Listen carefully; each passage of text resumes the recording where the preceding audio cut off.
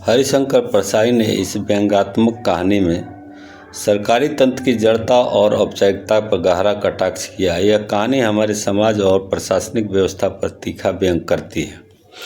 जो कहानी इस प्रकार है। ऐसा कभी नहीं हुआ था कि धर्मराज लाखों वर्षों से असंख्य आदमियों को कर्म और सिफारिश के आधार पर स्वर्ग या नर्क में निवास स्थान अलॉट करते आ रहे थे। पर ऐसा कभी नहीं हुआ था। सामने बैठे चित्रगुप्त बार बार चश्मा पोंछ, बार बार थूक से पन्ने पलट रजिस्टर पर रजिस्टर देख रहे थे। गलती पकड़ में नहीं आ रही थी। आखिर उन्होंने खींचकर रजिस्टर इतने जोर से बंद किया कि मक्खी चपेट में आ गई। उसे निकालते हुए बोले, महाराज रिकॉर्ड सब ठीक है। भोला राम के जीव ने 5 दिन पहले देह त्यागी और यमदूत के साथ इस लोक के लिए रवाना भी हुआ, पर यहाँ अभी तक नहीं पहुँचा। धर्मराज ने पूछा, और वह दूत कहाँ है? महाराज, वह भी लापता है। इसी समय द्वार खुले और एक यमदूत बदहवास वहाँ आया। उसका मौलिक कुरूप चेहरा परिश्रम, परेशानी और भय के कारण और भी विकृत हो गया था। उसे देखते ही चित्रगुप्त चिल्ला उठे, अरे तू कहाँ रहा इतने दिन? भोला राम का जीव कहाँ है? यमदूत हाथ जोड़कर बोला, दया निधान, मैं कैसे बतलाऊं यह क्या हो गया। आज तक मैंने धोखा नहीं खाया था, पर भोला राम का जीव मुझे चकमा दे गया। 5 दिन पहले जब जीव ने भोला राम का देह त्यागा, तब मैंने उसे पकड़ा और इस लोक की यात्रा आरंभ की। नगर के बाहर ज्यों ही मैं उसे लेकर एक तीव्र वायु तरंग पर सवार हुआ, त्यों ही वह मेरी चंगुल से छूटकर न जाने कहाँ गायब हो गया। इन 5 दिनों में मैंने सारा ब्रह्मांड छान डाला, पर उसका कहीं पता नहीं चला। धर्मराज क्रोध से बोला, मूर्ख, जीवों को लाते लाते बुढ़े हो गया, फिर भी एक मामूली बुढ़े आदमी के जीव ने तुझे चकमा दे दिया। दूत ने सिर झुकाकर कहा, महाराज, मेरी सावधानी में बिल्कुल कसर नहीं थी। मेरे इन अभ्यस्त हाथों से अच्छे अच्छे वकील भी नहीं छूट सके, पर इस बार तो कोई इंद्रजाल ही हो गया। चित्रगुप्त ने कहा, महाराज, आजकल पृथ्वी पर इस प्रकार का व्यापार बहुत चल रहा है। लोग दोस्तों को कुछ चीज़ भेजते हैं और उसे रास्ते में ही रेलवे वाले उड़ा लेते हैं। होजरी के पार्सलों के मोजे रेलवे अफसर पहनते हैं। मालगाड़ी के डब्बे रास्ते में कट जाते हैं। एक बात और हो रही है, राजनीतिक दलों के नेता विरोधी नेता को उड़ाकर बंद कर देते हैं। कहीं भोला राम के जीव को भी वही किसी विरोधी ने मरने के बाद खराबी करने के लिए तो नहीं उड़ा दिया। धर्मराज ने व्यंग से चित्रगुप्त की ओर देखते हुए कहा, तुम्हारी भी रिटायर होने की उम्र आ गई है। भला भोला राम जैसे नगण्य दीन आदमी से किसी को क्या लेना देना।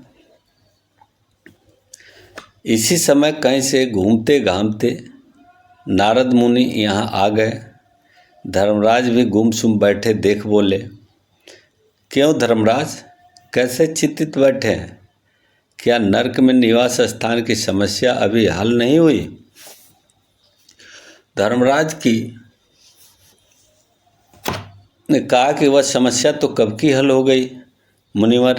नर्क में पिछले सालों में बड़े गुणी कारीगर आ गए हैं। कई इमारतों के ठेकेदार हैं जिन्होंने पूरे पैसे लेकर रद्दी इमारतें बनाई, और बड़े इंजीनियर भी आ गए हैं जिन्होंने ठेकेदारों से मिलकर पंचवर्षीय योजनाओं का पैसा खाया, और ओवरसियर हैं जिन्होंने उन मजदूरों की हाजिरी भरकर पैसा हड़प लिया जो कभी काम पर गए ही नहीं। इन्होंने बहुत जल्दी नर्क में कई इमारतें तान दी हैं। वह समस्या तो हल हो गई, पर एक बड़ी विकट उलझन आ गई है। भोला राम नाम के एक आदमी की 5 दिन पहले मृत्यु हुई। उसके जीव को यह दूत यहाँ ला रहा था कि जीव इसे रास्ते में चकमा देकर भाग गया। इसने सारा ब्रह्मांड छान डाला, पर वह कहीं नहीं मिला। अगर ऐसा होने लगा तो पाप पुण्य का भेद ही मिट जाएगा। नारद ने पूछा, उस पर इनकम टैक्स तो बकाया नहीं था? हो सकता है उन लोगों ने रोक लिया हो। चित्रगुप्त ने कहा, इनकम टैक्स होती तो टैक्स होता, वह तो भूखमरा था। नारद बोले, मामला बड़ा दिलचस्प है।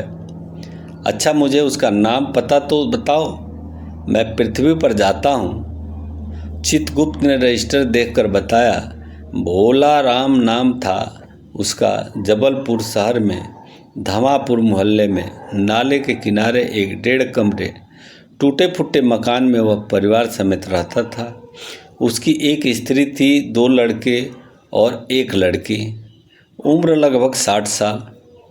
सरकारी नौकर था, 5 साल पहले रिटायर हो गया था। मकान का किराया उसने 1 साल से नहीं दिया था, इसलिए मकान मालिक उसे निकालना चाहता था। इतने में भोला राम ने संसार ही छोड़ दिया। आज 5वां दिन है। बहुत संभव है कि अगर मकान मालिक वास्तविक मकान मालिक है तो उसने भोला राम के मरते ही उसके परिवार को घर से निकाल दिया होगा। इसलिए आपको परिवार की तलाश में काफ़ी घूमना पड़ेगा। माँ बेटी के सम्मिलित क्रंदन से ही नारद भोला राम का मकान पहचान गए। द्वार पर जा कर के उन्होंने आवाज़ लगाई, नारायण नारायण। लड़की ने देखकर कहा, आगे जाओ महाराज। नारद ने कहा, मुझे भिक्षा नहीं चाहिए, मुझे भोला राम के बारे में कुछ पूछताछ करनी है। अपनी माँ को जरा बाहर भेजो। बेटी भोला राम की पत्नी बाहर आई। नारद ने कहा, माता, भोला राम को क्या बीमारी थी? क्या बताऊं, गरीबी की बीमारी थी। 5 साल हो गए पेंशन पर बैठे, पर पेंशन अभी तक नहीं मिली। हर 10-15 दिन में एक दरख्वास्त देते थे, पर वहाँ से या तो जवाब आता ही नहीं था, और आता तो यही कि तुम्हारी पेंशन के मामले में विचार हो रहा है। इन 5 सालों में सब गहने बेचकर हम लोग खा गए, फिर नहीं बिके। अब कुछ नहीं बचा था। चिंता में घुलते घुलते और भूखे मरते मरते उन्होंने दम तोड़ दी। नारद ने कहा, क्या करोगी माँ, इनकी इतनी ही उम्र थी। ऐसा तो मत कहो महाराज, उम्र वह बहुत थी। 50-60 रुपया महीना पेंशन मिलती तो कुछ और काम करके गुजारा हो जाता, पर क्या करें, 5 साल नौकरी से बैठे हो गए और अभी तक 1 कौड़ी नहीं मिली। दुख की कथा सुनने की फुर्सत नारद को थी नहीं। वे अपने मुद्दे पर आए। माँ, यह तो बताओ कि यहाँ किसी से उनका विशेष प्रेम था जिसमें उनका जी लगा हो? पत्नी बोली, लगाव तो महाराज बाल बच्चों से ही होता है। नहीं, परिवार के बाहर भी हो सकता है। मेरा मतलब है किसी स्त्री। स्त्री ने गुर्रा कर नारद की ओर देखा, बोली, अब कुछ मत बको महाराज, तुम साधु हो, उच्चक्के नहीं हो। जिंदगी भर उन्होंने किसी दूसरी स्त्री की ओर आंख उठाकर नहीं देखा। नारद हंसकर बोले, हाँ, तुम्हारा यह सोचना ठीक ही है। यही हर अच्छी गृहस्थी का आधार है। अच्छा, मैं माता चला।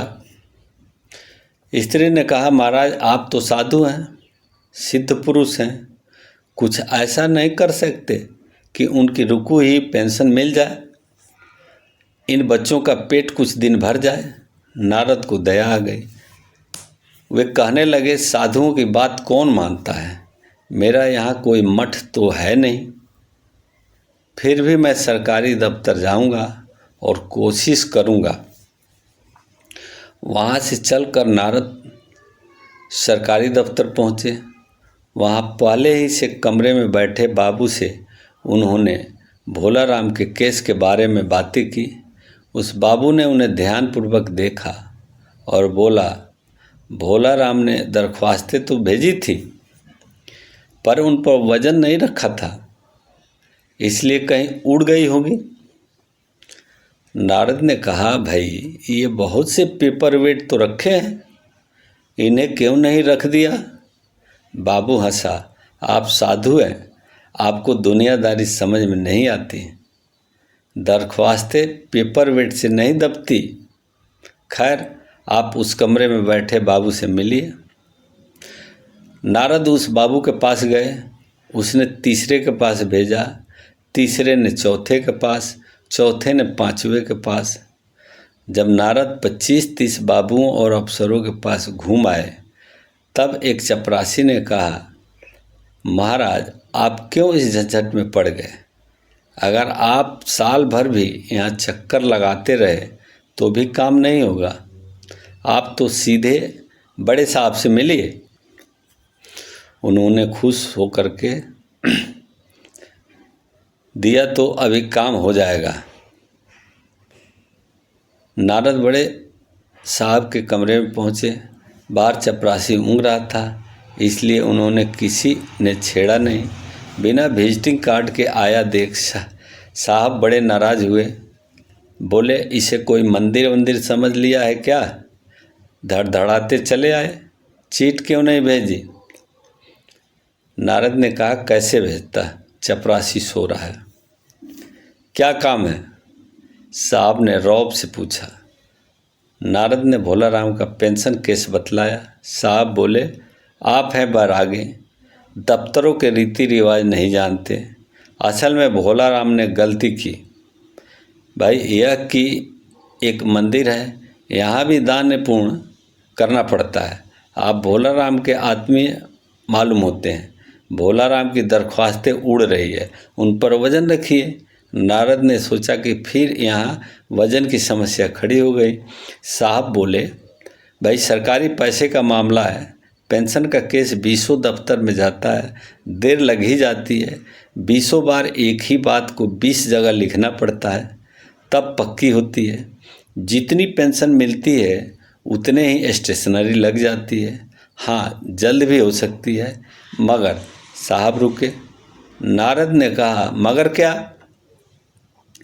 साहब ने कुटिल मुस्कान के साथ कहा, मगर वजन चाहिए। आप समझे नहीं।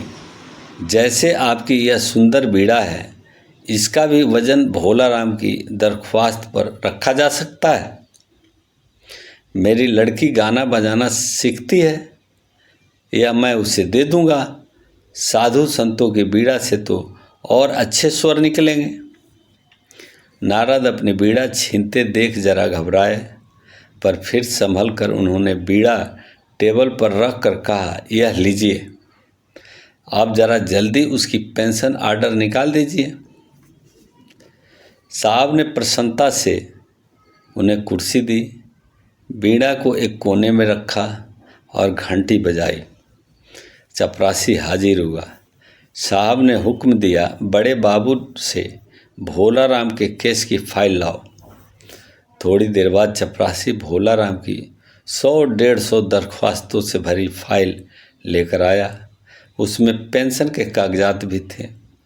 साहब ने फाइल पर नाम देखा और निश्चित करने के लिए पूछा, क्या नाम बताया साधु जी आपने? नारद समझे कि साहब कुछ ऊंचा सुनता, इसलिए जोर से बोले, भोला राम। सासा फाइल में से आवाज़ आई, कौन पुकार रहा है मुझे? पोस्टमैन है क्या? पेंशन का आर्डर आ गया? नारद चौंके, पर दूसरे ही क्षण बात समझ गए। बोले, भोला राम, तुम क्या भोला राम के जीव हो? हाँ, आवाज़ आई। नारद ने कहा, मैं नारद हूँ, तुम्हें लेने आया हूँ, चलो स्वर्ग में, तुम्हारा इंतजार हो रहा है। आवाज़ आई, मुझे नहीं जाना। मैं तो पेंशन की दरख्वास्तों पर अटका हूँ, यही मेरा मन लगा है, मैं अपनी दरख्वास्तें छोड़कर नहीं जा सकता। अगर ये कहानी आपको अच्छी लगे तो लाइक कीजिए और सब्सक्राइब कीजिए।